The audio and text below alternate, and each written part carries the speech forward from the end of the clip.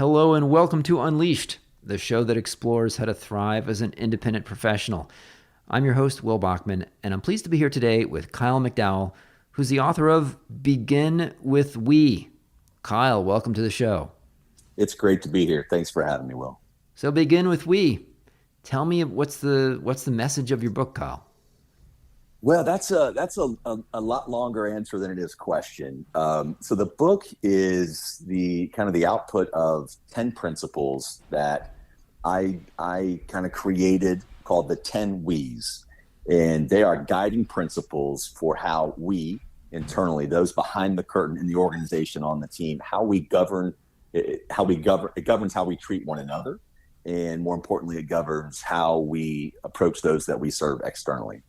So these principles I created back in, it's probably been 2017, and was witness to a massive cultural turnaround when there once was, I would say, a toxic environment, some silos, lots of kind of undercurrent of unhappiness and unease, and even what I would describe as really a fear of kind of being ourselves and not being able to express and kind of be our best. So I deployed those principles several years ago, and I was at a crossroads, about 2 years ago, where I had an opportunity to take another role as a back in corporate America, leading a big organization. And I thought to myself, I can either go into this transformation phase again, or I can take these principles and evangelize this message more broadly. And I chose path B, and that was what prompted me to write the book. So the full title of the book is Begin with We, 10 Principles for Building and Sustaining a Culture of Excellence. And then, of course, throughout the book, I highlight each of those 10 We's with real stories of kind of proof positive of why those principles have been so successful in my leadership journey. And if folks were to pick up that leadership journey from where I've left off using those principles, I think they'll be better off for it. Why don't you just quickly walk us through the 10 principles to anchor us? You bet. So as I mentioned, each principle starts with the word we. And as I walk through these, I'm the first to admit, Will, you may hear these and go, well, yeah, of course, that makes sense. But what's most valuable and most important when we talk about these principles is, by definition, a principle is a foundation or belief that we hold true.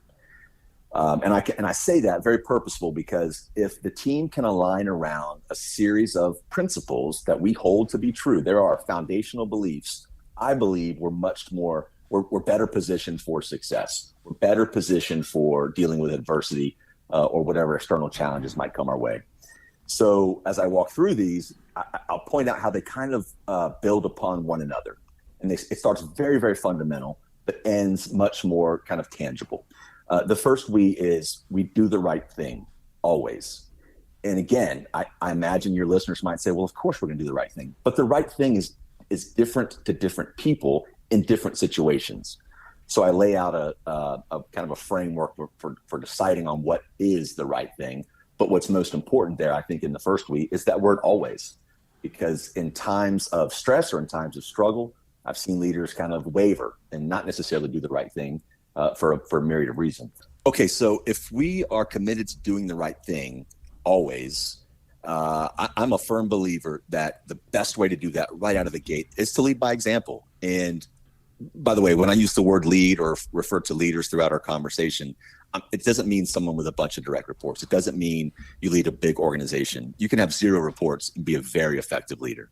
So if we're aligned around doing the right thing always, which is the foundational principle of the 10 We's, leading by example is the best way to prove that you're doing the right thing. So when we lead by example, we establish a set of criteria, and we establish expectations, and we establish a level of quality that others will follow. And I think that's an important one. But then if we're going to lead by example, to get a little more tactical, number 3 is we say what we're going to do, then we do it. Because the truth is, Will, and you know this, if you're anyone on a team, there are others that are counting on you. It could be the customer, it could be a team member, it could be anyone in your sphere. But the point is, when you make a commitment, it is a reflection of your brand, and it is a reflection of how much you care or don't care by hitting that commitment or not. If we can't keep our commitments internally, we sure as heck aren't going to be in a position to keep our commitments for those we serve externally. So if we're aligned around those first three, now we're getting to the point where we've got to be a little more tangible on what these we's represent. And number 4 is the beginning of that, and that is we take action. Taking action and making a mistake is okay, but being idle is not. And the spirit of this we is pretty obvious, but I think I'll go a little bit deeper, and that is basically if you see something, do something. We've all been in that scenario where we recognize there's an opportunity to be more efficient, to deliver better quality, maybe to improve turnaround time or just improve anything from the customer's perspective, but we don't necessarily take action on that. And when we're building a culture of excellence, when we see something that that has an opportunity to be better, we've got to chase that. And that's really about, to be very specific, if it's in the domain in which you have oversight or you're a leader within the company that has, if you pick an operation that reports up into you, you've got to recognize the opportunities and chase them down. What we can't do is be idle. We can't recognize there are opportunities to improve, but not seize those opportunities. That's complacency, and that's a slippery slope to really kind of being replaced. But if you're going to take action, you got to expect mistakes. I mean, you can't expect and encourage people to go out on a limb, be innovative, and not expect mistakes. So number 5 is we own our mistakes. We're not judged by our mistakes. We're judged by how quickly we remedy them and if we repeat them. I really believe that if you're, as a consumer, if I'm in a position where someone has let me down, I rarely judge them by the mistake and more often judge them by how quickly they fix it and if it happens again. So in this culture of excellence, if we're going to push people to take action, we've got to be ready and be very overt about expecting mistakes.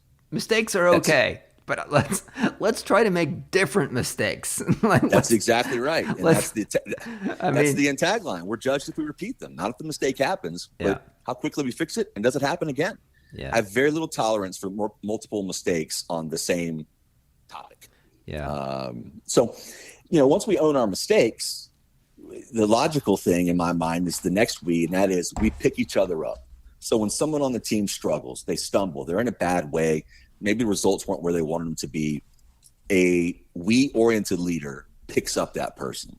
But not only do they pick them up and help them through kind of whatever that struggle is, a we-oriented leader is also keen to make sure that they lift people to new heights.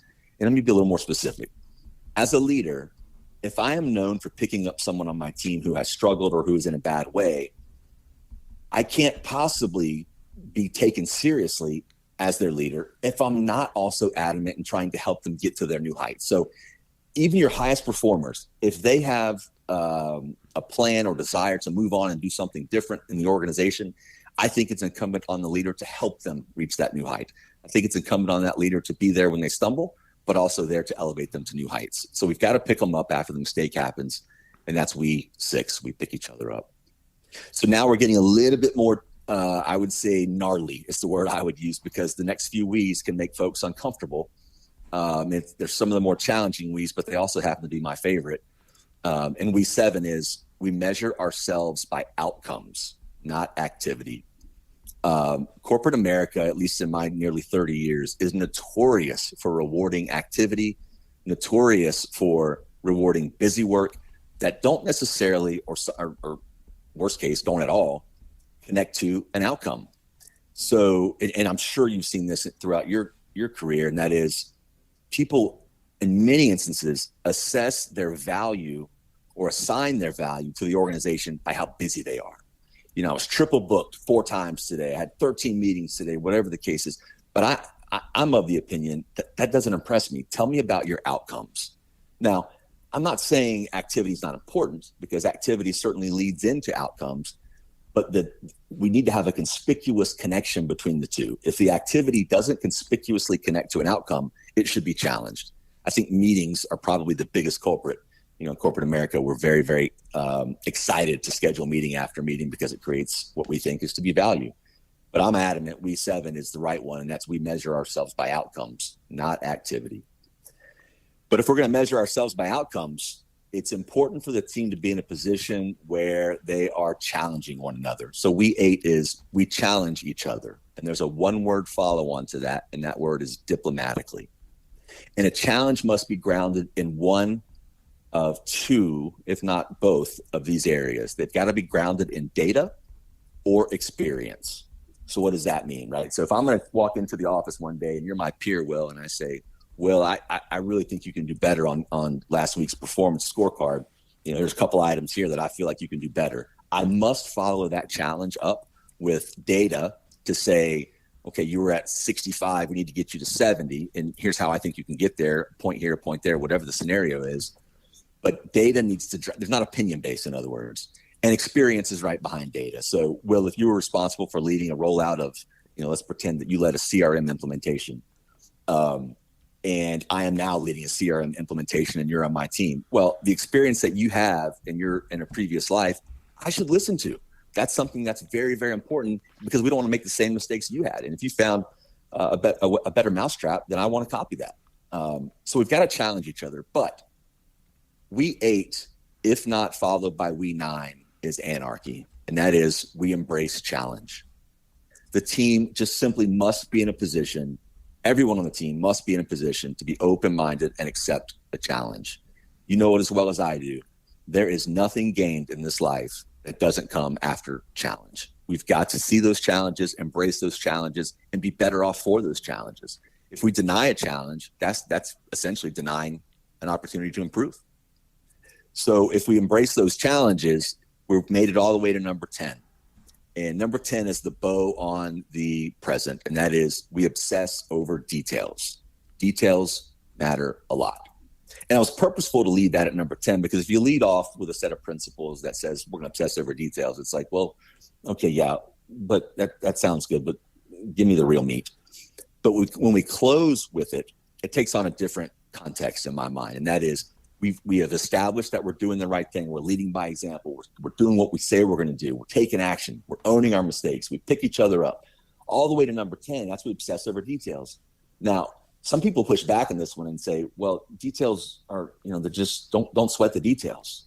And I couldn't be further from the truth. I think, being obsessed with details really is indicative of the care that you put into your brand, and more importantly, the care that you put into those that you serve either internally or externally. I use this scenario a lot, and I think it's appropriate. The manager of a Motel 6, right, most likely would probably like to have 1,000 thread count sheets for their guests. Their budget doesn't allow for it, right? But what their budget does allow for is them to take the same care when they fold a 200 thread count sheet, when they make the bed of that 200 with that 200 count thread sheet. The point there is obsess over the details that you have control over, right? We have to manage to our budget's expectations or the level that our budget will allow. So obsessing over details is a way to round out kind of the principles that will lead us to a culture of excellence. How'd I do?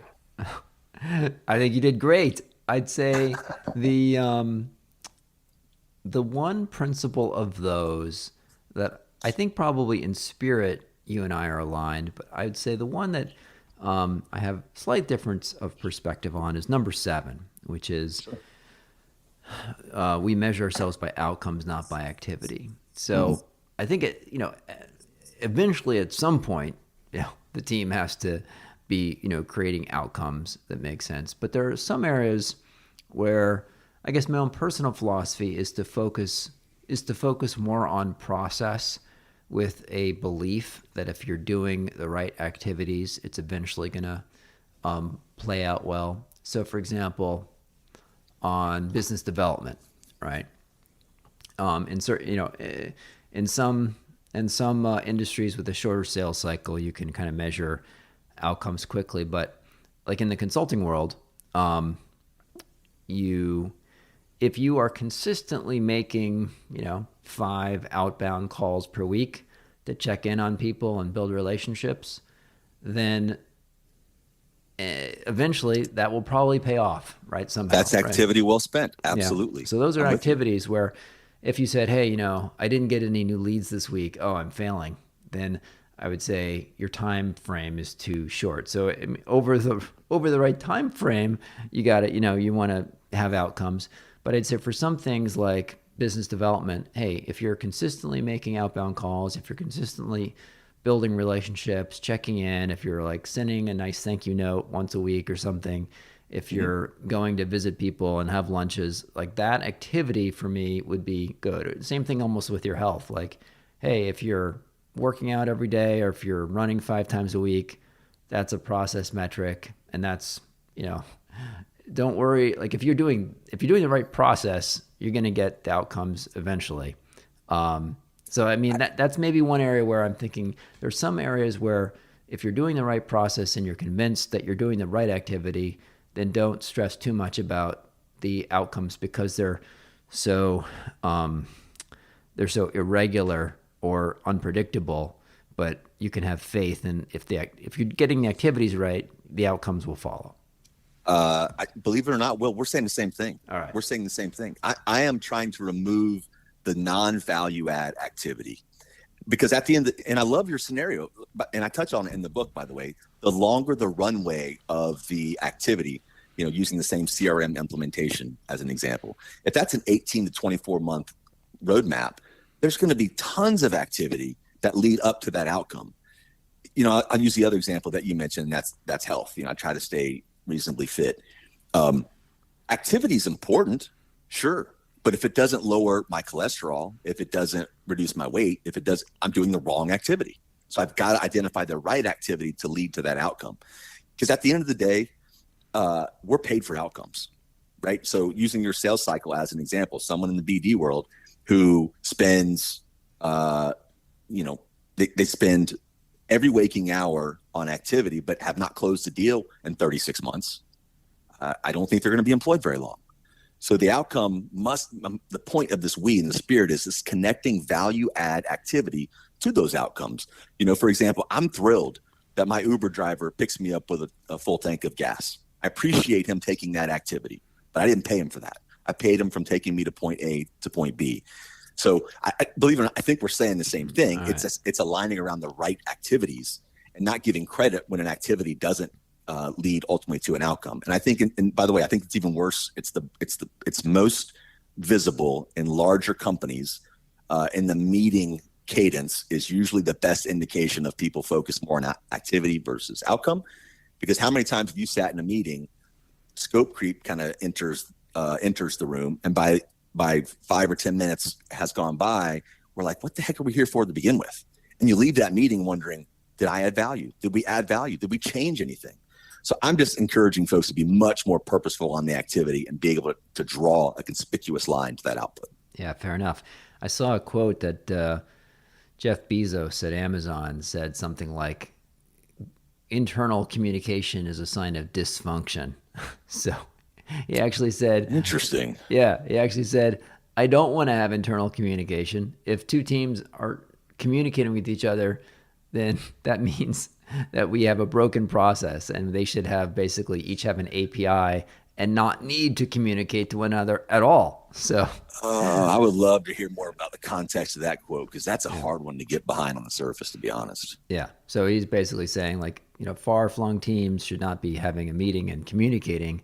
We should set up the system so that they have an API so that there's no need to communicate in the first place. Yeah. So you got these 10 W's. So talk to me a bit about an organization can nod their head and say, yeah, those all make sense, right? Those are pretty good ideas. How do you go from people saying, yeah, okay, I'm bought in, I agree, to actually implementing these in an organization? So how would an organization take these and actually translate them into action and change the way they run the company to make these come alive? Yeah, I think the first component is it must be delivered with authenticity and be genuine. Putting these words on a wall or on a screensaver, it might make someone feel good, but the first time the leader that has taken that action ends up not doing the right thing, not leading by example, missing his or her commitments, the entire set of principles is a house of cards.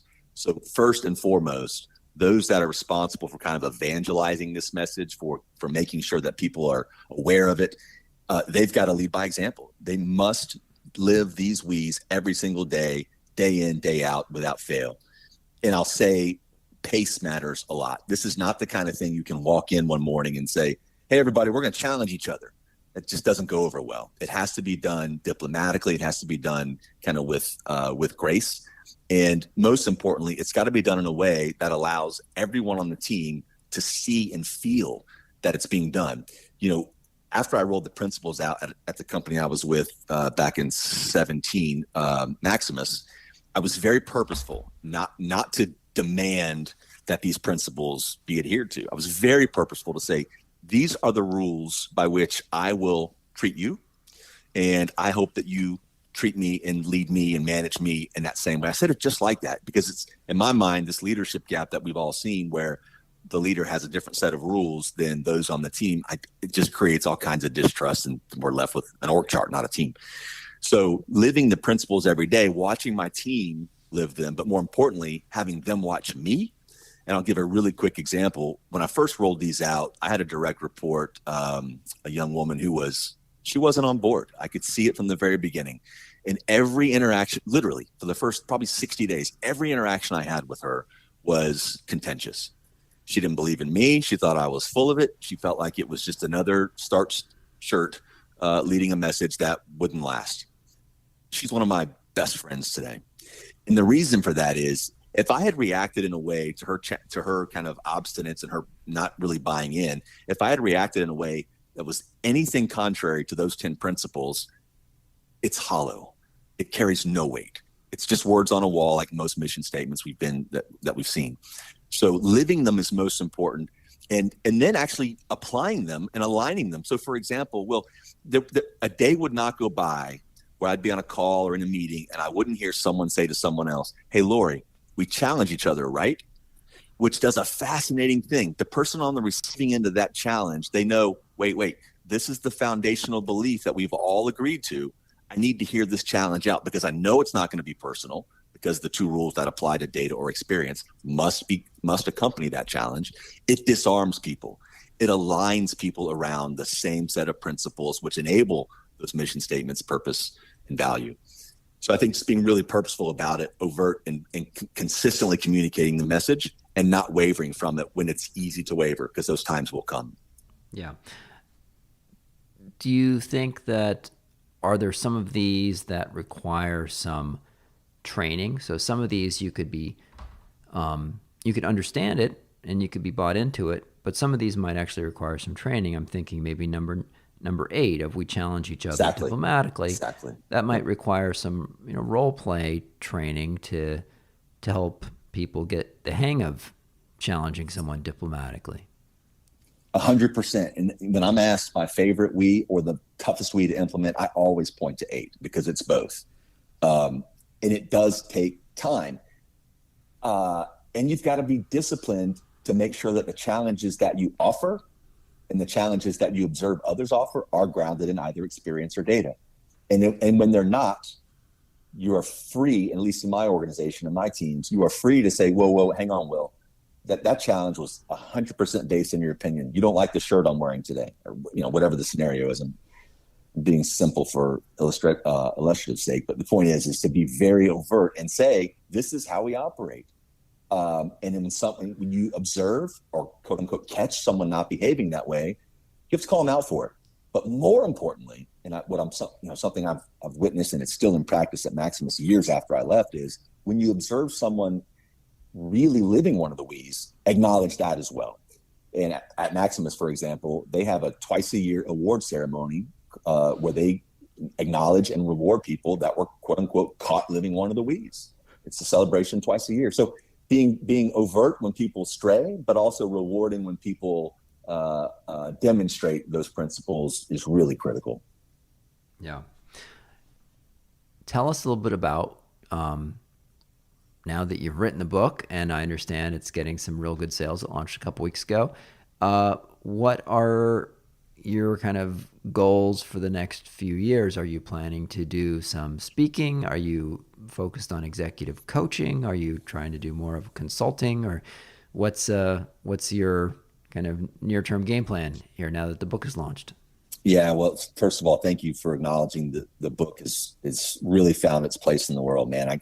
I'm just so thrilled with the response it's gotten. We hit Wall Street Journal, USA Today bestseller list, as well as Amazon. We hit Amazon in like 24 hours. We were number one in 9 categories on Amazon. So, as cliche as it might sound, it is the absolute truth. I will follow this mission and these principles wherever they take me. And by that, I mean, I am convinced now that this is my life's purpose. And I know that sounds cliche, but it's a fact. It's my life's purpose. So if that manifests itself through public speaking, through executive coaching, through online courses, whatever the medium may be, I'm convinced, because I've seen it. This is not theoretical. I've seen bosses become leaders. I've seen organizations change and cultures thrive where they were once toxic. So I think it's incumbent on me to continue to evangelize the message, and whatever medium that takes, I'm happy to. I've been on the speaking circuit, obviously doing a bunch of podcasts to promote the book. The reception's been overwhelming, so I'm going to continue that for the very foreseeable future. But ultimately, Kyle McDowell Inc., the company I founded to help kind of evangelize these messages and continue to get the word out. We're going to be focused on building training for organizations. We're going to be focused on some certifications that allow teams to kind of strive to be a we-oriented culture. But most importantly, just getting the message out there by any medium possible. Tell listeners a bit about your executive background. Before you wrote this book, you were running large organizations. Just give us a quick sketch of that. Yeah, you bet. So I'll save you the early years, but the bumper sticker is nearly 30 years, 28, 29 years in corporate America.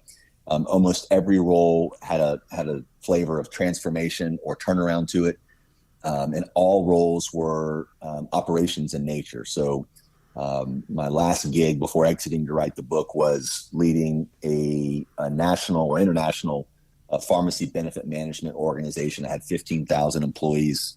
Oversaw a $2 billion OPEX, 40-something locations. One of the things that's kind of cool about that role is I led the world's largest mail order pharmacy. We fulfilled north of 50 million prescriptions a year. So big operation. Prior to that, where the 10 Weaves were birthed was at Maximus, as I mentioned earlier, and that role involved me overseeing all the enrollment centers for the Affordable Care Act, as well as 1-800-Medicare. Very purpose-driven work. Had north of 14,000 employees at peak across the country. So I've always led big operations. A lot of the experience comes from the healthcare space. Prior to that, I ran operations for 2 Medicare Advantage plans. I spent a bunch of time inside of the largest health insurer in the U.S. Doing some transformation and government work there. So that's the I guess that's the 60-second summary of where I've spent the last 30 years. And Kyle, if people want to check out your firm and find out what you're doing, or maybe book a speaking engagement or hire you as an executive coach, where would you point them online? Very easy. All social platforms are Kyle McDowell Inc. And my website is kylemcdowellinc.com. We will include those links in the show notes. Thanks, Will. Thank you. Kyle, congratulations on the book and the message, which resonates and is powerful. And we will include those links in the show notes. Thanks so much for joining today. Thank you, Will. It's my pleasure.